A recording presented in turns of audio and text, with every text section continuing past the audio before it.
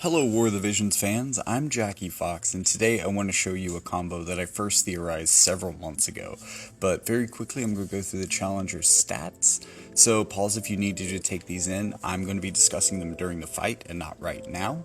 But the things that you need to know about this team is it's pretty well crafted to counter almost all of the shenanigans, but one, which we'll talk about a little bit later, and will come in handy for us later. So our tank, physical tank, especially on the maps that I'm going to be using, it's going to force people into choke points, so her physical aura is going to be really important. 31% slash resistance across the party is also going to be pretty important for taking damage. Although herself has 63 strike resistance, I'm going to be running a strike chaining party against her, so yeah, good luck with that. That's going to reduce our damage even further, and if that wasn't bad enough, the other two members of the team are magic damage dealers, which we're historically pretty bad to in mostly every respect. They also each individually have a boatload of very impactful statuses that can absolutely ruin my chances of winning this fight.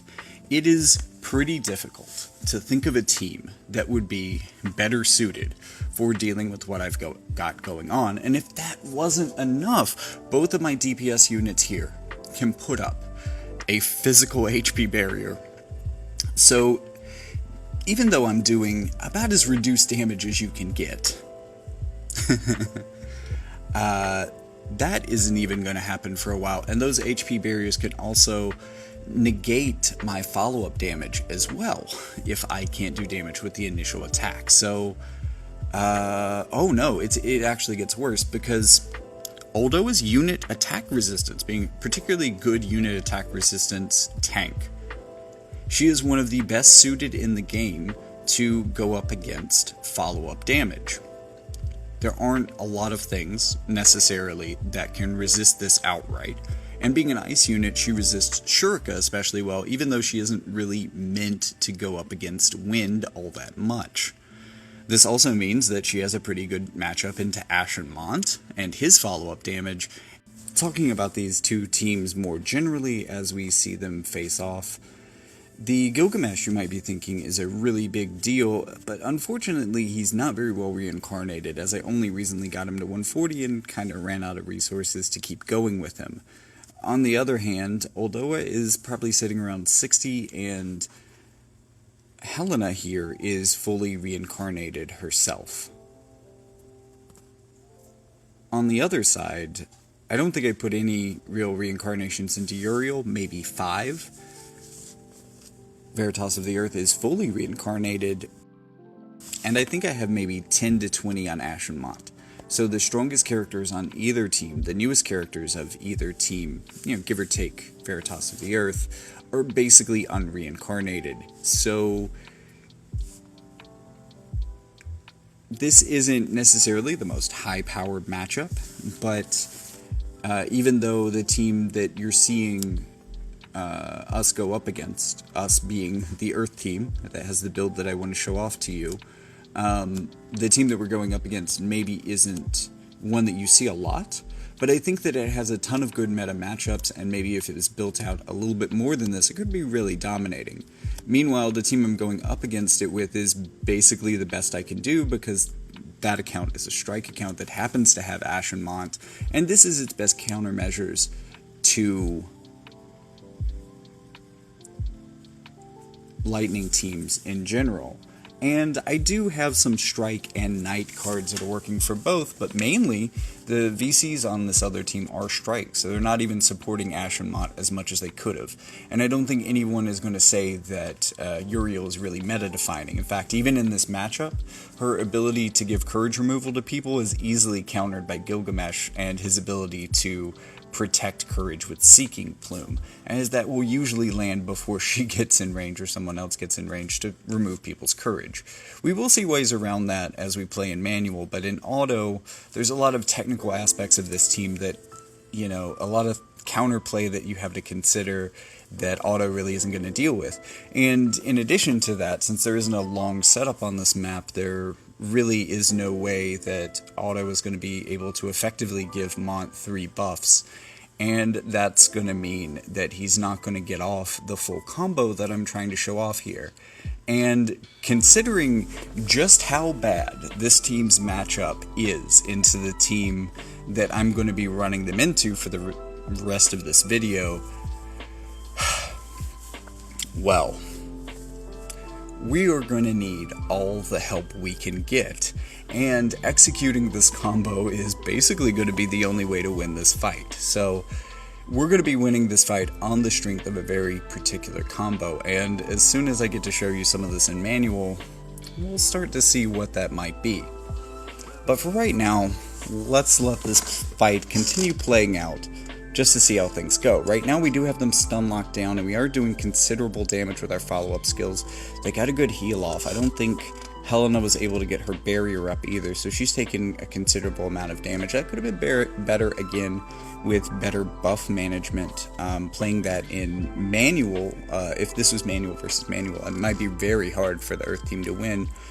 But when you see the shenanigans that we have in store, shenanigans which auto can accomplish on its own, you know, without me having to run it in manual, it just really depends on your ability to get off your third buff with Ashen Mont before he comes in range for damage. Because he is going to be the thing that turns this fight around.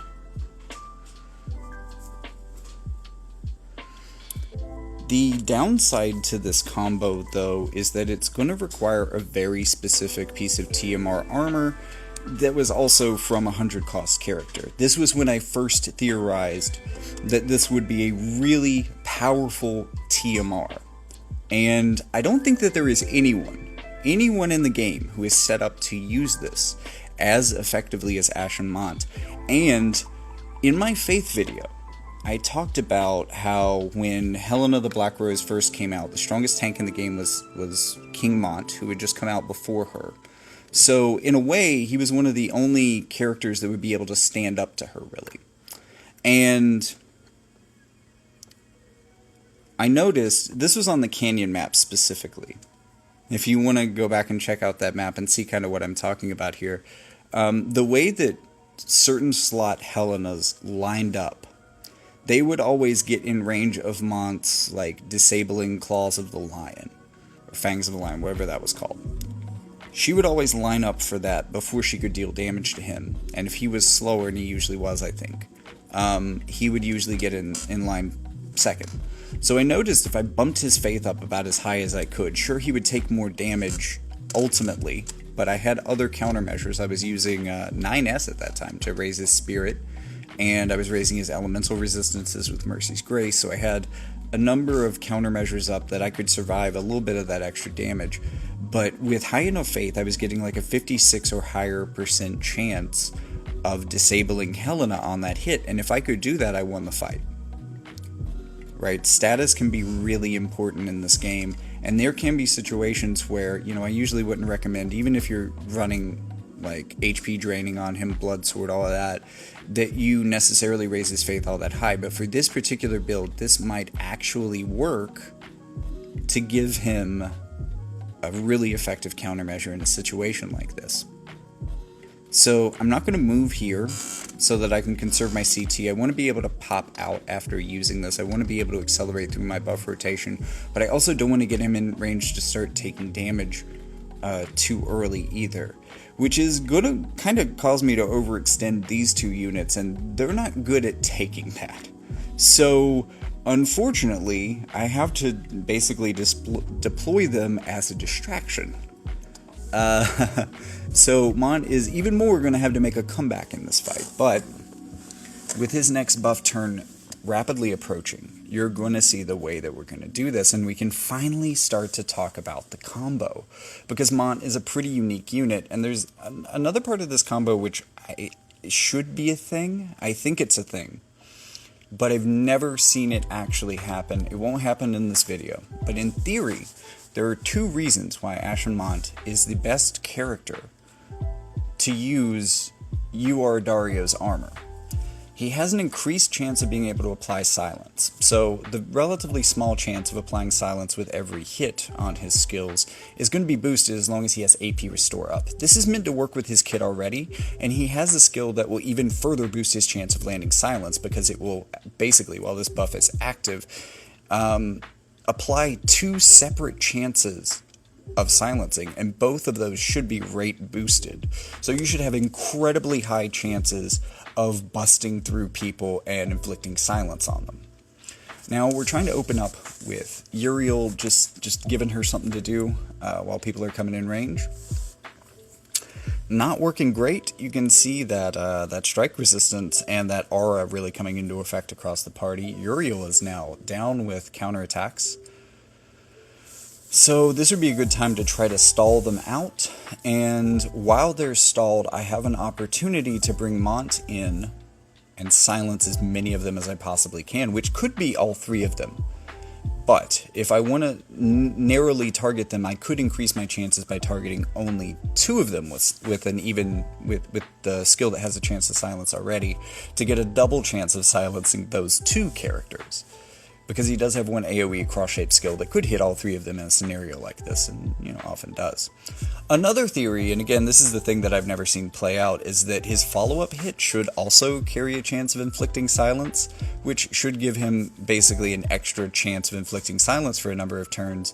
So the ideal buff rotation here is that you get Mont's wishes off, then you go into Divine Gift to get the AP Auto Restore up, then you get your silence up with Tranquil Spirit, then you go into the LB to give yourself an extra chance of inflicting silence after every attack, and then you go into maybe your silence skills with a higher chance, or you use, I think it's Spiral Reeve, to try to hit 3 characters at once if they're grouped like we're seeing them here.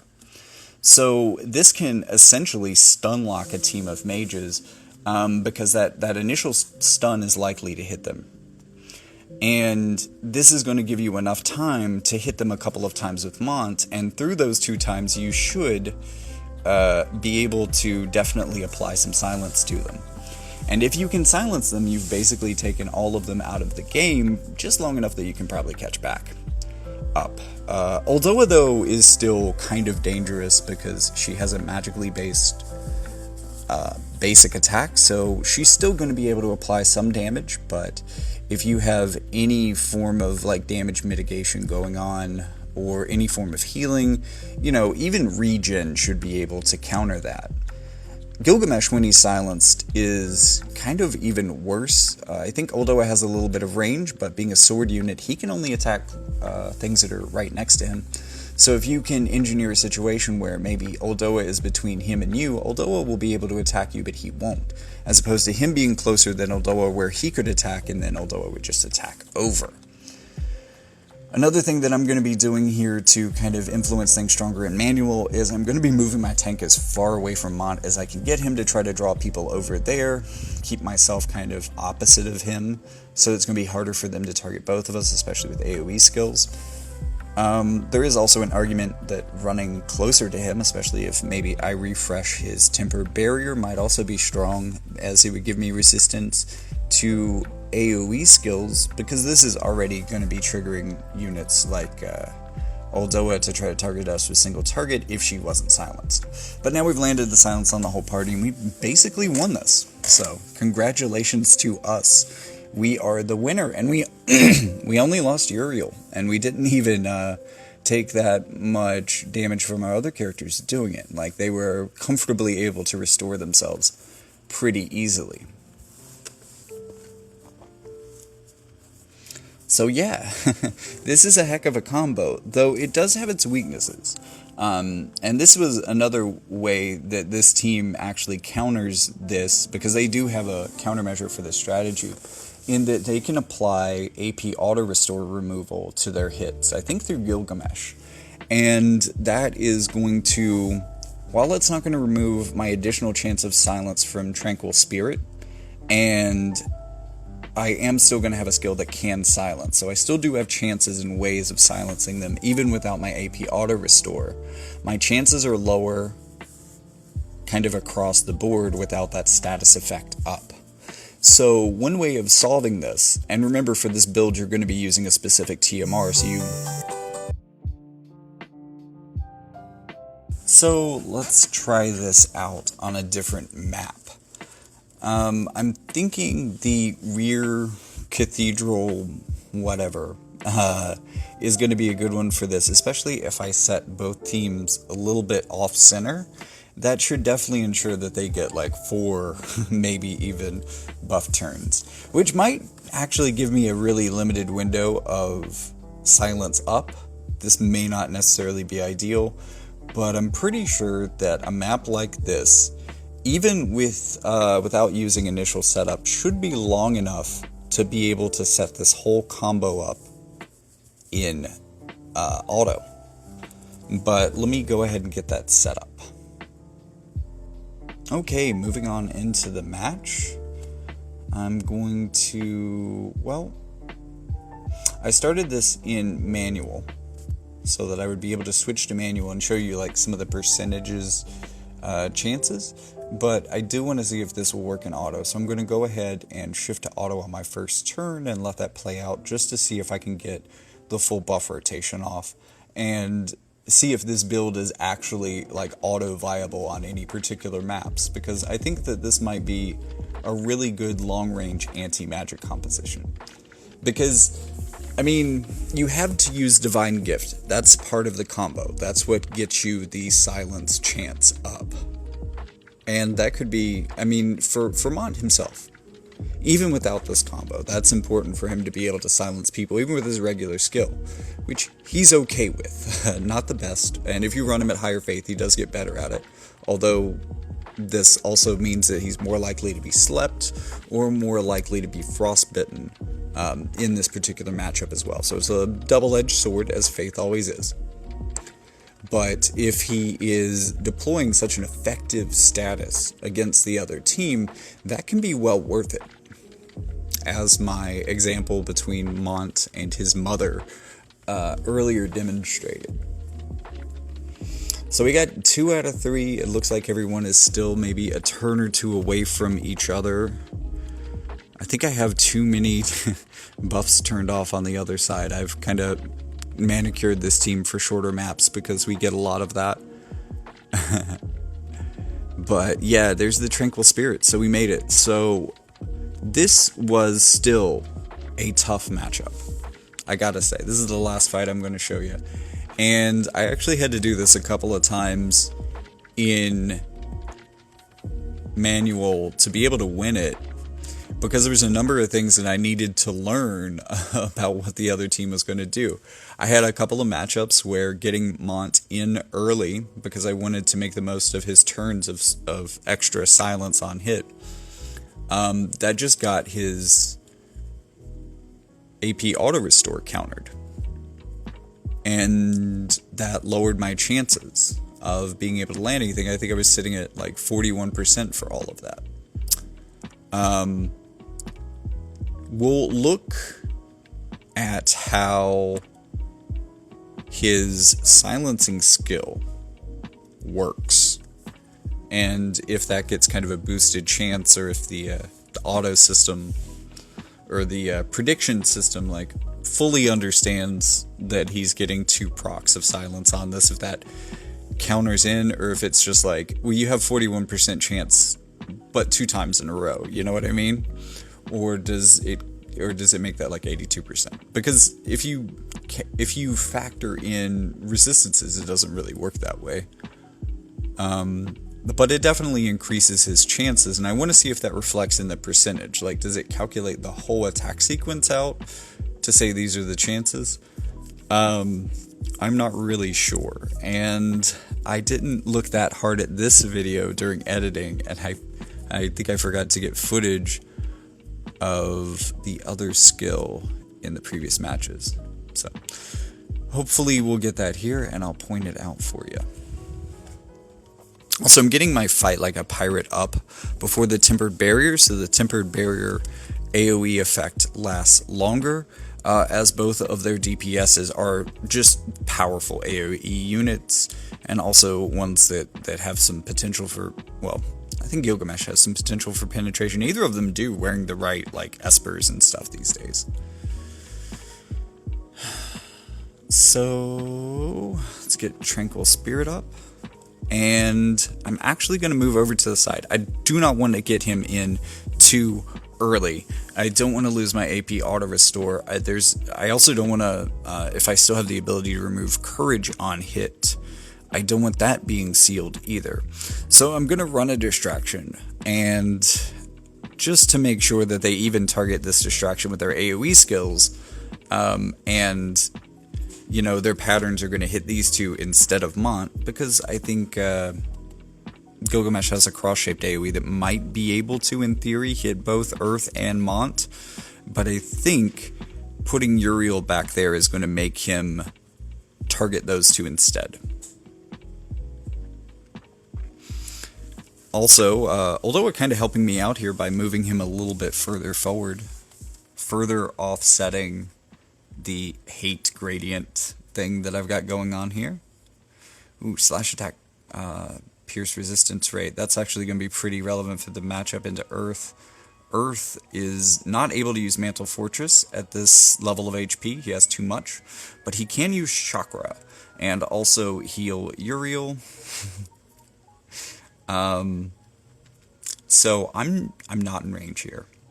This is awkward, and it is really hard to say, because your turns are ticking, right? Your extra hit of silence is slowly dissipating, but you're through your buff rotation. There's nothing even relevant to this fight. You could increase your max HP, but what you could also do is do absolutely nothing, let them come to you, and be able to attack as soon as you possibly can. Now, they're all going to get a hit in before that, but that's going to allow each of them to move in closer. And because I have further widened my side of the battlefield, again, by putting Uriel forward, I mean, she's overextended. In ways, this is a bad strategy, because Uriel's probably going to die here, even though I just healed her all the way back up. I think she still has courage, but that's probably getting removed by their attacks. And I think they can definitely do more than enough damage to take her down. But this gives me 1 or 2 turns where I have the chance to throw the game with Ashen Mont. And maybe this keeps... No, it didn't really help Veritas the Earth that much. She actually survived through a lot more than I thought she would, but we still have a Gilgamesh turn left. And like I said, this caused him to target his AoE at her and Earth and not try to reach further back into the field. So they have a pretty definitive lead over us, and once again, I'm too high to use Mantle Fortress, but I can go ahead and start the stun lock combo. So here comes the stun. That hit everybody. Excellent. It also slowed them all down. That's another great part of this combo. If I can extend the length of their turns, I can also basically extend the length of statuses. This means in part that the stun effect is already going to be lasting a little bit longer because of the slowdown. But it also means that things like silence are also going to last longer. I didn't stick around long enough to see what the chances are, but I did inflict silence on her twice in a row. Hey Copilot, I'm making a War of the Visions video, and I was wondering if you could crunch the odds of my success of landing silence on one of the opposing mages. If I have an 88% chance each attempt, and I take 2 attempts because I have an additional chance of silencing them. Alright. So if you take 2 shots and each shot has an 88% chance, the chance of not landing silence on a single attempt is 12%. So for 2 attempts, the probability of not landing silence is 12% times 12%, or 1.44%. So the chance of landing at least one once is 100%, giving you roughly a 98.56% success rate of landing silence with those 2 attempts. Solid odds. Happy hunting. Yeah, those are the boosted rates. But if I'm getting 88% as a boosted rate, that also means that I'll get 44% if that rate isn't boosted, What would it be like at 2 attempts of 44%? Alright, with a 44% chance per attempt, the probability of not landing silence each time is 56%.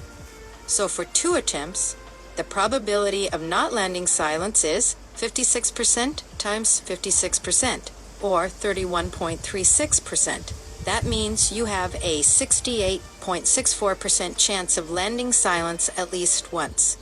A bit more of a gamble, but still not bad odds to play with. So now I can wait for them to come unstunned, and I have to hit 2 of them, but I can get in range for that. And I can use my silence chance up skill here too.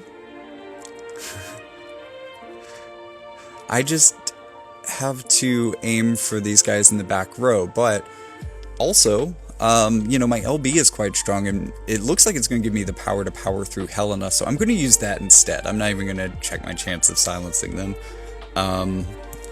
which does leave a question unanswered for this video.